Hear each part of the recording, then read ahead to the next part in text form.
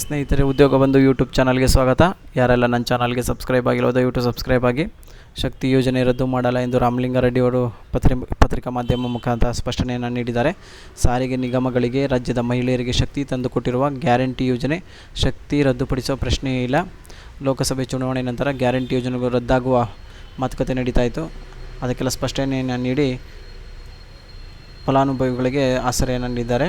Guarantee ಯೋಜನೆ ವ್ಯತಿರಿಕ್ತ ಹೇಳಿಕೆಗಳಿಗೆ ಕಡಿವಾಣ ಹಾಕಿ ಅಂತ ಕೂಡ ಮಾಹಿತಿ ನೀಡಿದ್ದಾರೆ.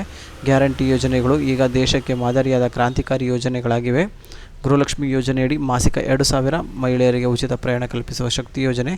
ಬೆಲೆ ಏರಿಕೆಯಿಂದ ಜನರು ತತ್ತರಿಸಿರುವ ದಿನದಲ್ಲಿ ಗೃಹಜ್ಯೋತಿ ಯೋಜನೆ ಬಡವರಿಗೆ ಊರುಗೋಲಾಗಿದೆ.